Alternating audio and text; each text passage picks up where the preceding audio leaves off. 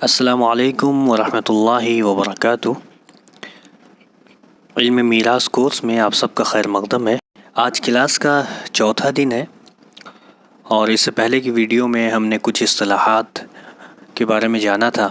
ہم نے جانا تھا اصحاب الفرائض کسے کہتے ہیں، علم فرائض کیا ہے، عصبہ کسے کہتے ہیں، ذوی الارحام کسے کہتے ہیں۔ اسی طرح رشتوں کے متعلق ہم نے پڑھا تھا، اصول کسے کہتے ہیں، فروع کسے کہتے ہیں، حواشی کسے کہتے ہیں۔ آج کی یہ ویڈیو میاں بیوی کے حصے کے متعلق ہے، یعنی آج ہم جانیں گے کہ بیوی کی پراپرٹی میں شوہر کا کیا حصہ بنے گا اور شوہر کی پراپرٹی میں بیوی کا کیا حصہ بنے گا۔ قبل اس کے کہ آج کا کلاس ہم شروع کریں، ایک بات بتا دینا ضروری سمجھتے ہیں کہ وراثت کی جو تقسیم ہوتی ہے وہ موت کے بعد ہوتی ہے۔ بہت سی جگہ پر ہم نے دیکھا یا سنا کہ میں نے جو ہے ساری وراثت جو ہے اپنی زندگی میں ہی تقسیم کر دی، یعنی بچوں کو میں نے سارا کچھ بانٹ دیا۔ تو زندگی میں جب کسی چیز کی آپ تقسیم کریں تو وہ وراثت نہیں کہلاتی ہے، ٹھیک ہے۔ وراثت کا حکم جو ہے وہ موت کے بعد لگتا ہے۔ اگر کوئی انسان مر جاتا ہے اور اس کی پراپرٹی ہوتی ہے، کہا جائے گا کہ یہ اس کی وراثت ہے، اب اس میں جو ہے حصے لگیں گے۔ لیکن اگر کوئی شخص زندگی میں ہی اپنی جائیداد کو بانٹنا چاہتا ہے تو عدل کا تقاضا یہ ہے کہ تمام بچوں میں برابر سرابر تقسیم کیا جائے۔ جو وہ بڑے بیٹے کو دے رہا ہے وہی چھوٹے کو بھی دے، بہنوں کو بھی دے، یعنی برابر سرابر وہ اپنی زندگی میں تقسیم کرے گا۔ ایک روایت ہے حضرت نعمان بن بشیر سے، وہ فرماتے ہیں کہ میرے والد نے کچھ مال جو ہے مجھے دیا، تو میری والدہ عمرہ بنت رواحہ انہوں نے کہا کہ میں اس وقت تک راضی نہیں ہوں گی جب تک آپ رسول اللہ صلی اللہ علیہ وآلہ وسلم کو اس پر گواہ نہ بنائیں، یعنی جو مال آپ نے نعمان بن بشیر کو دیا ہے اس پر جب تک آپ رسول اللہ صلی اللہ علیہ وآلہ وسلم کو گواہ نہیں بنائیں گے تب تک میں راضی نہیں ہوں گی۔ نعمان بن بشیر فرماتے ہیں کہ میرے والد چلیں نبی صلی اللہ علیہ وسلم کے پاس تاکہ وہ جو ہے اپنے دیے ہوئے مال پر ان کو گواہ بنا سکیں۔ تو رسول اللہ صلی اللہ علیہ وآلہ وسلم نے ان سے پوچھا کہ کیا تم نے یہ ایسا اپنے تمام ساتھ کیا ہے؟ تو میرے والد نے کہا کہ نہیں۔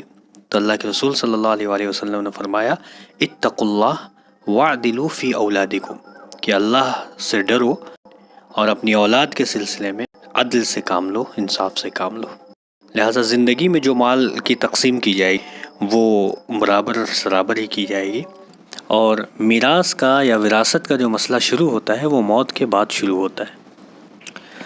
تو اس بات کو ذہن میں رکھیں اور پھر آج کا ہم کلاس شروع کرتے ہیں کہ شوہر اور بیوی کے جو حصے ہیں وہ کیا ہوں گے۔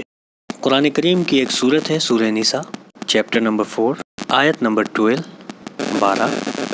تو آج اسی آیت کی روشنی میں ہم میراث کی تقسیم کرنا سیکھیں گے شوہر اور بیوی کے درمیان۔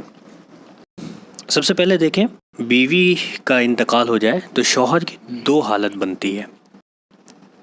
بیوی کا اگر انتقال ہو گیا تو دو حالت بنے گی، یا تو ان کی اولاد موجود ہوگی یا اولاد موجود نہیں ہوگی، ٹھیک ہے۔ اسی طرح شوہر کا اگر انتقال ہو جائے تو اس کی بھی دو صورت بنتی ہے، یا تو اولاد موجود ہوگی یا اولاد موجود نہیں ہوگی۔ بیوی کے انتقال پر اگر اولاد موجود نہ ہو تو شوہر کو 1/2 ملے گا، یعنی آدھا حصہ، نصف۔ اسی طرح بیوی کے انتقال پر اگر اولاد موجود ہو تو شوہر کو 1/4 ملے گا، 1/4 جو ہے چوتھا حصہ شوہر کو مل جائے گا۔ اسی طرح شوہر کے انتقال پر اگر اولاد موجود نہ ہو تو اس صورت میں بیوی کو 1/4 ملے گا، یعنی چوتھا حصہ ملے گا۔ شوہر کے انتقال پر اولاد موجود ہونے کی صورت میں بیوی کو 1/8 ملے گا، یعنی 8واں حصہ ملے گا۔ بیوی کے انتقال پر اولاد موجود نہ ہو تو شوہر کو ہاف مل جائے گا، 1/2 مل جائے گا۔ اولاد موجود ہونے کی صورت میں شوہر کو 1/4 ملے گا، یعنی چوتھا حصہ ملے گا۔ اسی طرح شوہر کے انتقال پر اگر اولاد موجود نہ ہو تو بیوی کو 1/4 ملے گا۔ اولاد موجود ہونے کی صورت میں بیوی کو 1/8 ملے گا، یعنی 8واں حصہ ملے گا۔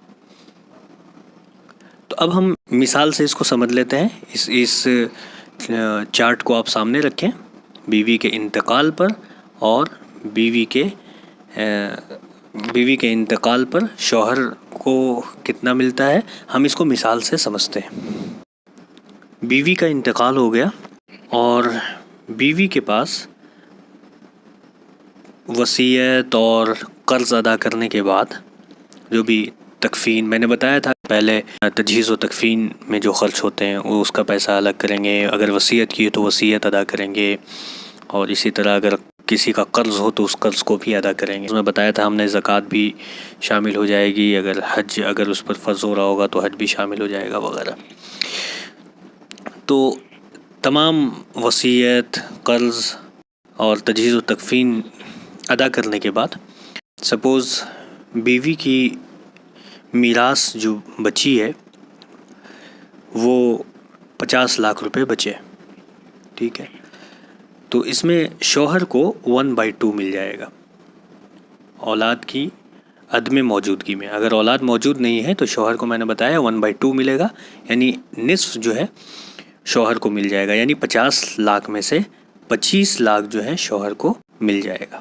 اسی طرح اگر بیٹا موجود ہے تو اس صورت میں شوہر کو میں نے بتایا 1/4 ملے گا، تو 50 لاکھ میں سے 12,50,000 روپے شوہر کے حصے میں آئیں گے۔ شوہر کا انتقال ہو گیا ہے اور صرف بیوی موجود ہے، اولاد اس کی کوئی نہیں ہے، تو بیوی کو 1/4 مل جائے گا، یعنی 50 لاکھ میں سے 12,50,000 روپے جو ہے بیوی کے حصے میں آئیں گے۔ اگر اولاد موجود ہے تو بیوی کو 1/8 ملیں گے، یعنی 50 لاکھ روپے میں سے 1/8 یعنی 6,25,000 روپے بیوی کو مل جائیں گے۔ تو امید کرتے ہیں یہ لیسن آسان لگا ہوگا، نہایت آسان ہے۔ بیوی اور شوہر کی 2 صورتیں بنتی ہیں، یا تو اولاد موجود ہوگی یا اولاد موجود نہیں ہوگی۔